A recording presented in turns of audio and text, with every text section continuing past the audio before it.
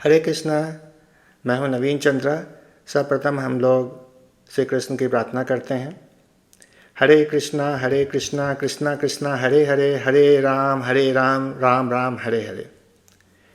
तो यहाँ पे मैं बताना चाहूँगा कि इस मंत्र का मतलब ये होता है कि इसमें तीन शब्दों का उपयोग हो गया है। एक हरे, दूसरा श्री कृष्ण और तीसरा श्री राम। तो हरे का मतलब होता है दैवीय ऊर्जा। तो हम उस दैवीय ऊर्जा का आवाहन करते हैं जो श्री कृष्ण हैं। श्री कृष्ण कौन है? जो ऑल अट्रैक्टिव, जो बहुत ही सुंदर हैं और उनके अंदर सर्वगुण हैं। तो उनकी पूजा और आराधना और उनका उस एनर्जी का मैं ध्यान करता हूँ। और श्री राम का भी मैं ध्यान करता हूँ, जो कि सब कुछ दाता हैं और वो बहुत डिसिप्लिन्ड हैं, नियम के अनुसार चलने वाले हैं। तो इस तरह से मैं इन दोनों देवताओं और भगवान की मैं आराधना करता हूँ। तो इस बात से हमें समझ में ये बात भी आती है कि दुनिया में जो कुछ भी है वो सभी एनर्जी है। चाहे आप सूर्य में देखें तो एक एनर्जी है, जो अब हम लोग जो बोल पा रहे हैं वो एक एनर्जी है, अगर हम कुछ सोच पा रहे हैं तो वो एनर्जी है, जितनी भी मटेरियल है वो एक एनर्जी है जो ट्रांसफॉर्म होते रहती है। तो हम लोग उसी एनर्जी की पूजा करते हैं, उनका आवाहन करते हैं। तो पिछली बार हम लोगों ने पहले अध्याय के पहले श्लोक में ये सुना कि युधिष्ठिर संजय से धृतराष्ट्र को एक प्रश्न पूछ रहे हैं कि क्या हो रहा है। तो इस पे हम लोगों ने डिस्कस किया था। लेकिन पहला जो अध्याय है उन अध्याय में श्री कृष्ण नहीं आते हैं और उसमें जो भी श्लोक दिए गए हैं तो उसमें जितने भी वहाँ 1 से 11 तरह के श्लोकों में जितने भी जो महारथी हैं और जो भी पांडवों और कौरवों की तरफ से लड़ने आए हैं तो उनकी शूरता का और वीरता का विश्लेषण किया गया है, उनके बारे में बताया गया है। और दुर्योधन और अर्जुन दोनों, क्योंकि दोनों एक अपने अपने नायक हैं, तो दुर्योधन अपने तरफ से जितने भी लोग हैं उन सबका मनोबल बढ़ाने की कोशिश कर रहे हैं। और अर्जुन भी श्री कृष्ण को कहते हैं कि आप मेरे रथ को लेके जाइए, मैं भी देखना चाहता हूँ कि क्या चल रहा है और क्या नहीं चल रहा है। तो जब वो मध्य में जाते हैं तो फिर वो अपने जितने भी बंधु बांधव और भीष्म पितामह देख करके बहुत ही व्याकुल हो जाते हैं। उन्हें ऐसा लगता है कि मैं इनसे क्यों लड़ूं, ये लड़ने से मुझे क्या फ़ायदा होने वाला है। अगर मैं लड़ करके सभी कुछ प्राप्त भी कर लूँ, पूरी संसार भी प्राप्त कर लूँ, तो उसे क्या मिलेगा जब कोई है ही नहीं। मेरे जो स्नेही हैं जिनसे मैं लड़ रहा हूँ उनको मार करके मैं क्या लूँगा। तो इसी तरह की बात हमारे अंदर में भी आती है कि क्यों लड़ाई किया जाए, इसकी क्या ज़रूरत है, और ये पैसे और ये चीज़ के लिए और पावर के लिए क्यों लड़ाई की जाए। तो तो उसी टर्म में अर्जुन श्री कृष्ण से बोलते हैं कि भाई अब तो श्री कृष्ण मैं नहीं लड़ सकता, मेरे हाथ काँप रहे हैं और गांडीव हाथ से गिरा जा रहा है, मेरे अंग शिथिल हो चुके हैं। और वो बैठ जाते हैं वहाँ पे।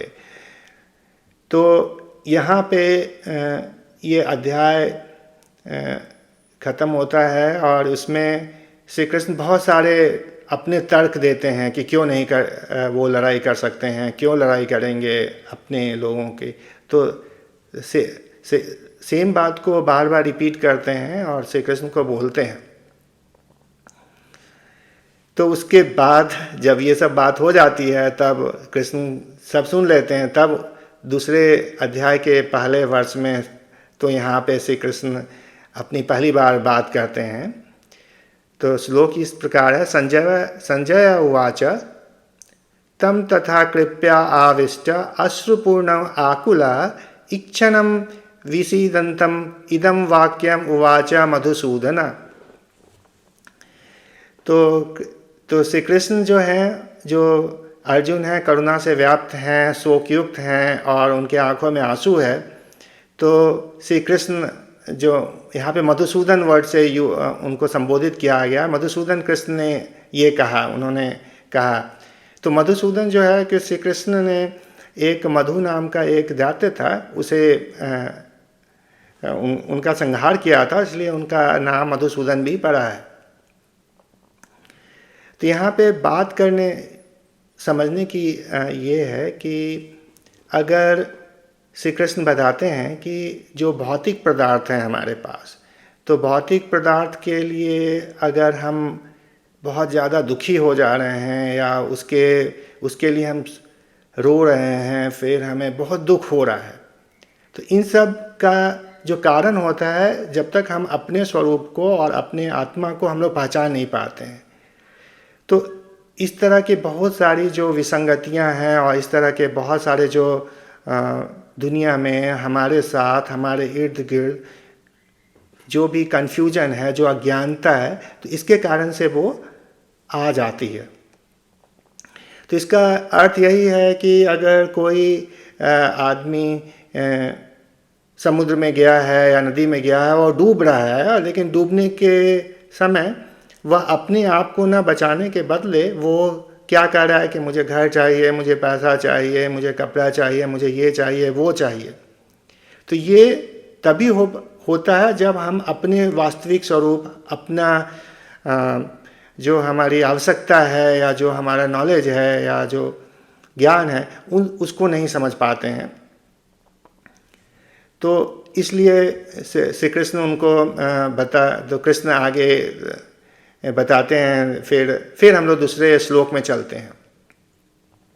तो दूसरे श्लोक में श्री कृष्ण बताते हैं, श्री भगवान उवाच कुतः त्वा कस्मलम इदम विस्मय समुपस्थितम अनार्य जुष्टम अस्वर्गम अकीर्ति करम अर्जुन।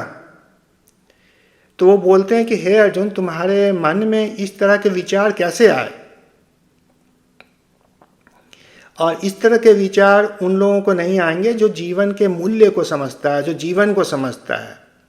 अगर तुम इस तरह की भाषा बोलोगे और इस तरह से बोलोगे तो फिर तुम्हें अपयश की प्राप्ति होगी। तो श्री कृष्ण एक तरह से उनको डांट रहे हैं, उनको बोल रहे हैं कि तुम अभी यहाँ पे सब कुछ हो गया डिसाइड, सब प्रोसेस से हम लोग आगे बढ़ गए, अब यहाँ पे युद्ध करने का समय है। और अब इस समय तुम बोल रहे हो कि युद्ध नहीं करेंगे या हमें ये नहीं चाहिए।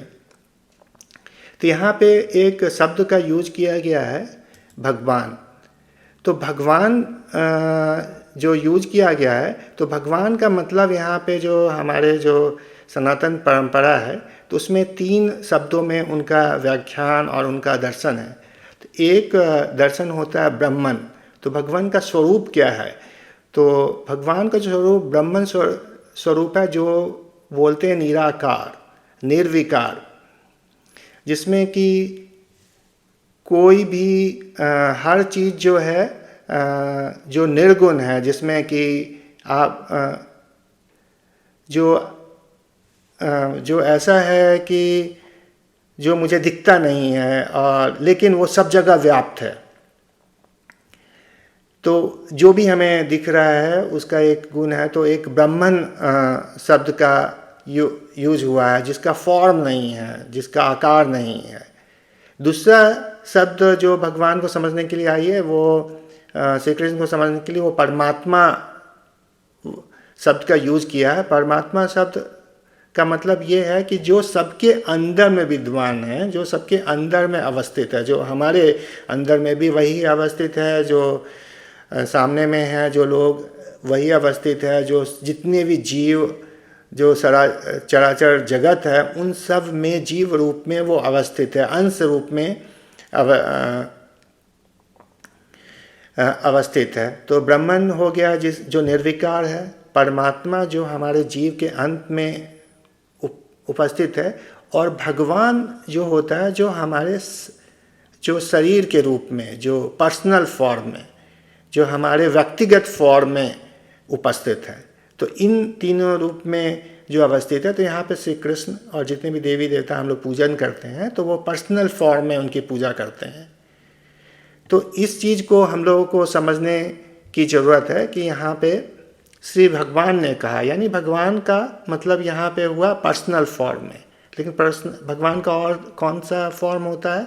एक हमारा एक जीव के फॉर्म में होता है जो सभी के अंदर में विद्यमान है। और एक कौन सा फॉर्म होता है? एक ब्रह्मन के फॉर्म में, जो कि फॉर्मलेस है, जो सभी जगह विद्यमान है। उसको हम किसी तरह से देख नहीं सकते हैं, जो हमारे आत्मा के रूप में है। तो इन सब चीज़ में श्री कृष्ण उसको बताते हैं कि तुम ऐसा मत करो, और तुम अपना इस तरह से अपयश जो हमारे दैविक टर्म में है, जो हमारे सांसारिक टर्म में यूज होता है कि तुम्हारे सब लोग निंदा करेंगे, तुम इस तरह का विचार मत लाओ अर्जुन अपने मन में। ये तुम जीवन और उसके बारे में बहुत जानते हो, तो उस अनुसार से तुम्हारा ये सही नहीं है। तो यहाँ तक श्री कृष्ण दूसरे अध्याय और दूसरे श्लोक में इस तरह का बताते हैं।